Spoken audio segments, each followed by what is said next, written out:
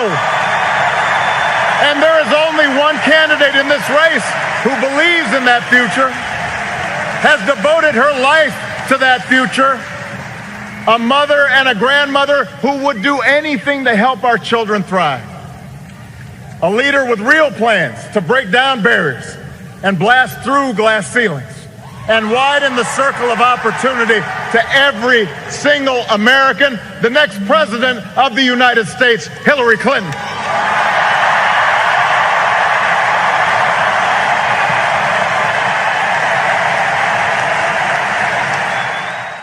Have more about some big news that broke this weekend. The State Department saying that Secretary of State Hillary Clinton fainted from dehydration after an illness and got a concussion. She has canceled one trip, and ABC senior foreign affairs correspondent Martha Raddatz now has the latest on her condition and joins us from Washington. Martha.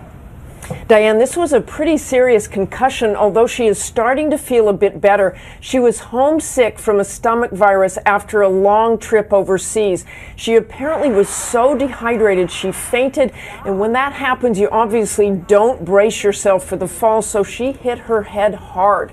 She was not taken to the hospital, but when she exhibited many of the signs of concussion, dizziness, headache, she was given all the appropriate tests to rule out anything more serious. There's more information coming in here.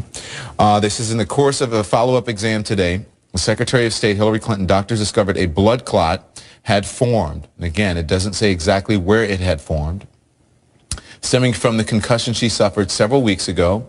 She's being treated again with anticoagulants at New York Presbyterian Hospital so that they can monitor the medication over the next 48 hours. And they said her doctors will continue to assess her condition, including other issues associated with her concussion.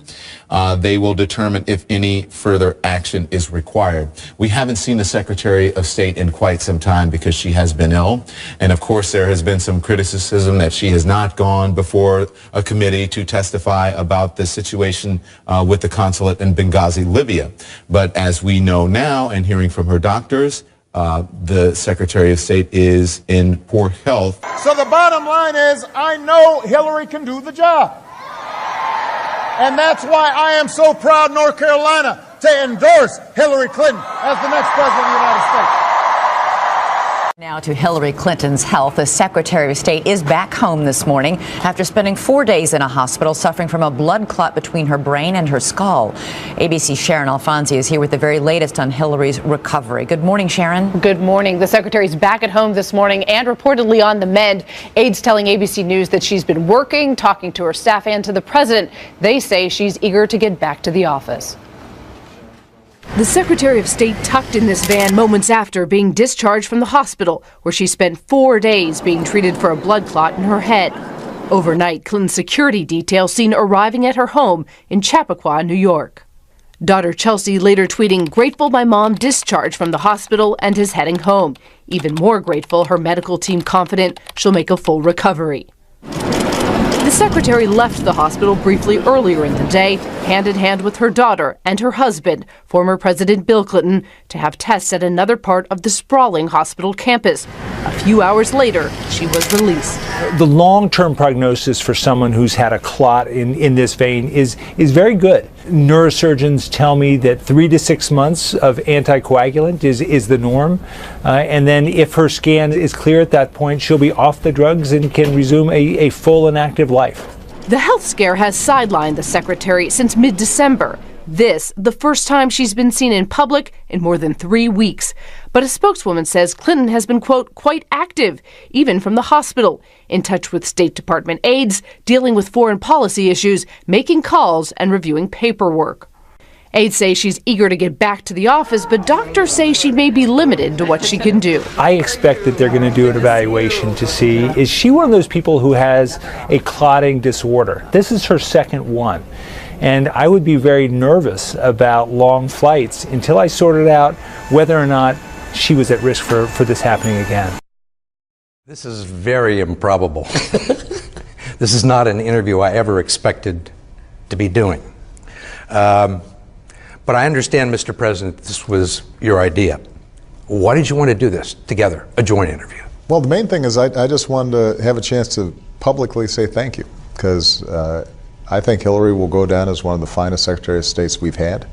It has been a great collaboration over the last 4 years. I'm going to miss her. Wish she was sticking around, but she has logged in so many miles I can't begrudge her wanting to take it easy for a little bit. But I want the country to appreciate just what an extraordinary role she's played during the course of my administration, and a lot of the successes we've had internationally have been because of her hard work. There's no political tea leaves to be read here?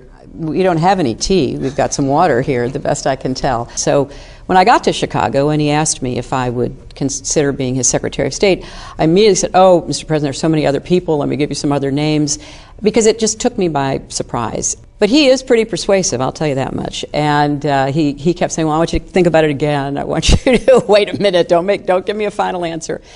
I'll tell you what I finally thought. I thought, you know, if the roles had been reversed and I had ended up winning, I would have desperately wanted him to be in my cabinet. So if I'm saying I would have wanted him to say yes to me, how am I going to justify saying no to my president?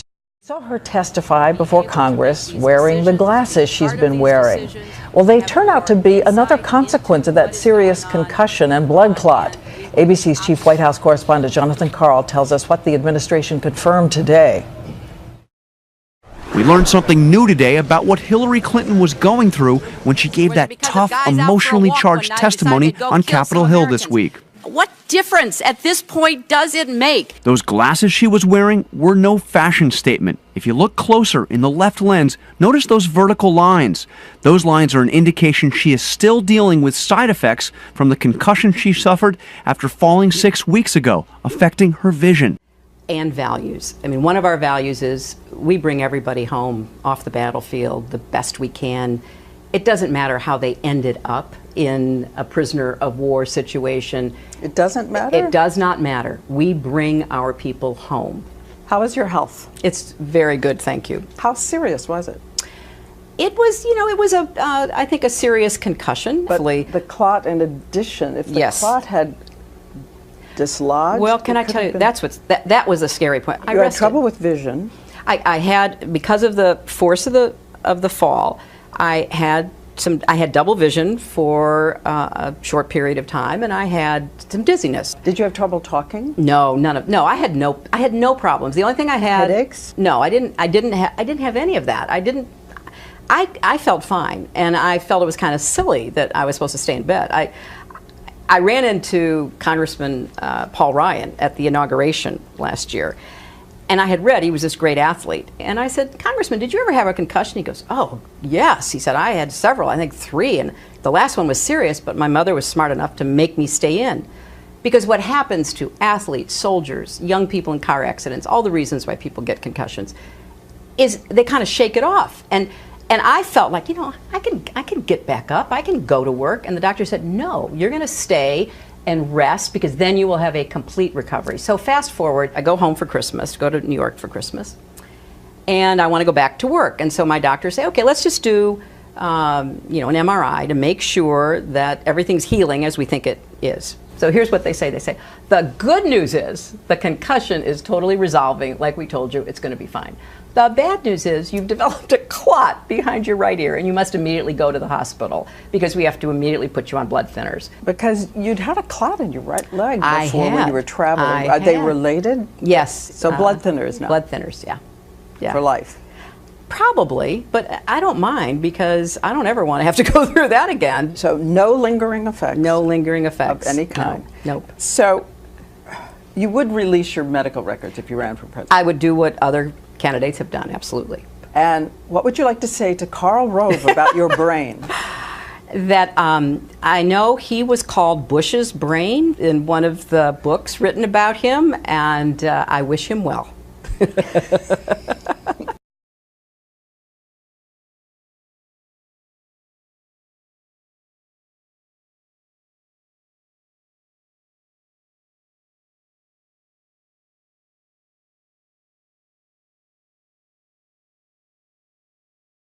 About health care. We need to make what we've got work really well and improve it and get the costs out of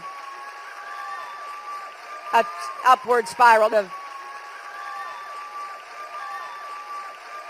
upward spiral. Carolina to see why so many young. She went to South Carolina to see why so many young African American boys, I mean young teenagers, were being jailed for years with adults in men's prisons. And she filed a report on that, which led to some changes too. Always making things better. Here again are David Muir and Martha Raddatz.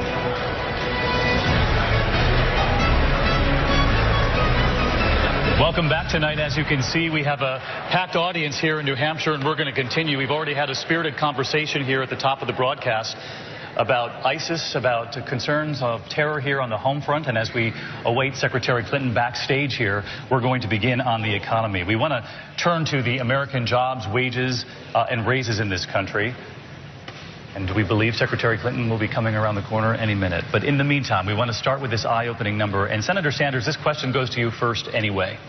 In 1995, the median American household income was $52,600 in today's money. This year, it's $53,600. That's 20 more years on the job with just a 2% raise. In a similar time frame, raises for CEOs up more than 200%. Sorry. We're going to continue here. You are so indefatigable. I do admire that about you, Dan. I really do. What was your reaction when you heard that President Obama was going to endorse you? It was great. It was great. I mean, it was a wonderful, meaningful endorsement in every way, and I was very proud of it. Did you talk about vice presidential possibilities with Senator Warren? You guys have got to try the cold chai. And how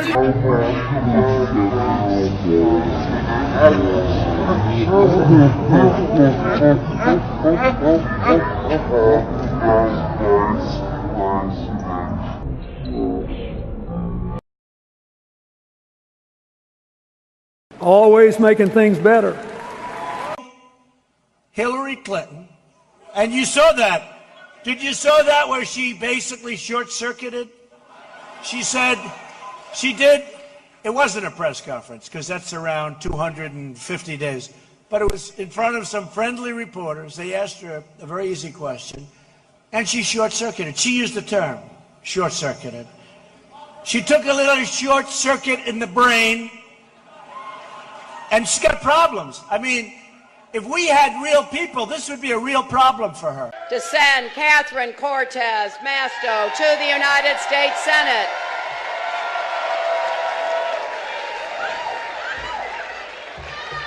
You okay?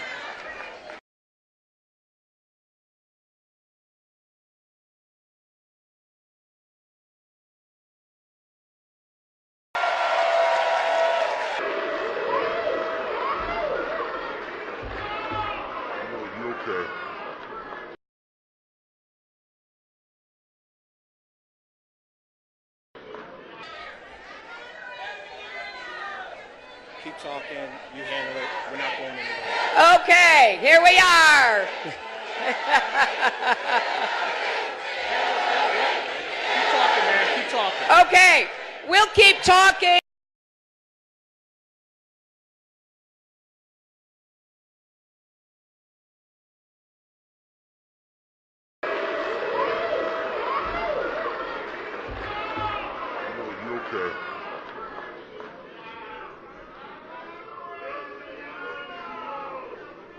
Keep talking, you handle it, we're not going anywhere. Okay, here we are.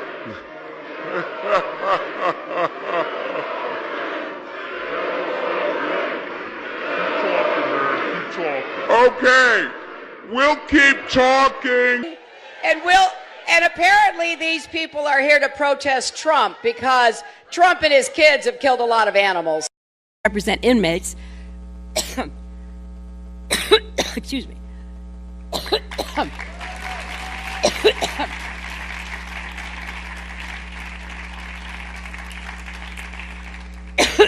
Too much to say.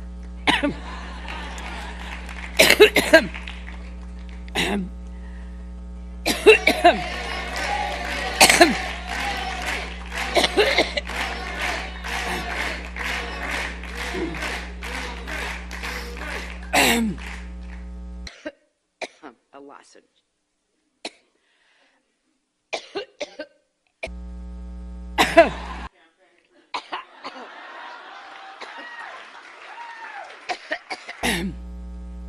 That's been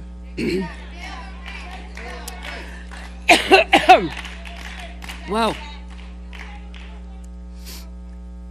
Thank you, Hazel.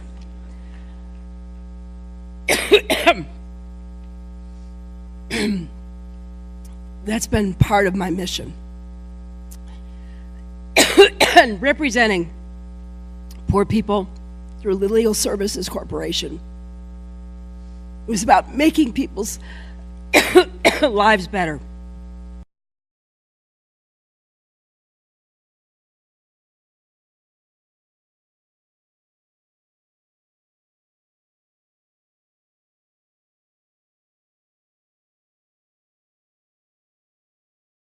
It was around 4 a.m. on a Sunday. 4 a.m. on a Sunday. 27-year-old Seth Rich was in this very neighborhood, telling his girlfriend over the phone he'd be home soon. He was about a block away when he was stopped in his tracks, right here at Flagler Place. Police patrolling the area heard gunshots and later found Rich conscious but shot multiple times, including at least once in the back. He later died at the hospital. 18 days later, police tell me there are still no witnesses, no suspects, and no motive. I spoke to a worker here at the store behind me. She tells me they turned their surveillance camera footage over to police, but have no idea if their cameras caught the crime. In the American political lexicon, there's such a thing as the October surprise. The stuff that you're sitting on, is an October surprise in there? Do you even know what you're sitting on? WikiLeaks never sits on material. Whistleblowers go to significant efforts to get us material and often very significant risks. There's a 27-year-old works for the DNC who was shot in the back, murdered just 2 weeks ago for unknown reasons as he was walking down the street in Washington. So that was just a robbery, I believe, wasn't it? No, there's no finding. So what are you suggesting? What are you suggesting? I'm suggesting that our sources take risks and they become concerned to see things occurring like that. But was he one of your sources then? I mean, we don't comment on who our sources are. But why make the suggestion about a young guy being shot in the streets of Washington?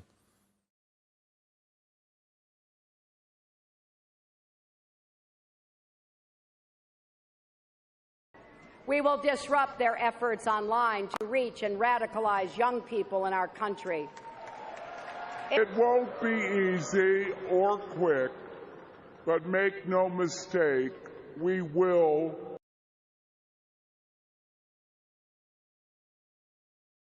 prevail. Now, Donald Trump says, and this is a quote,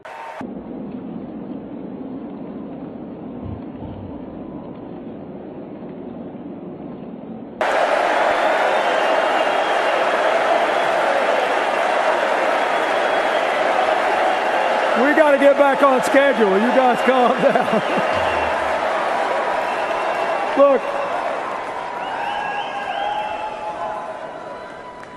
I have lived a long, full, blessed life.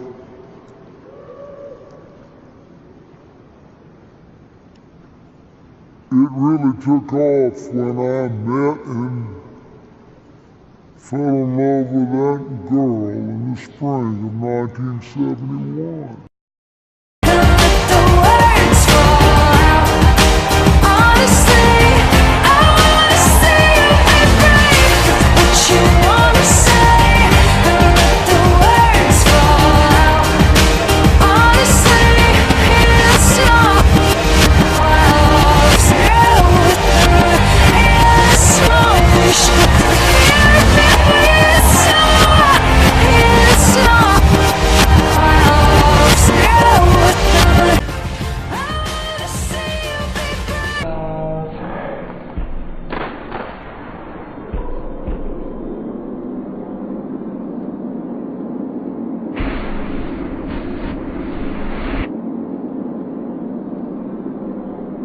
I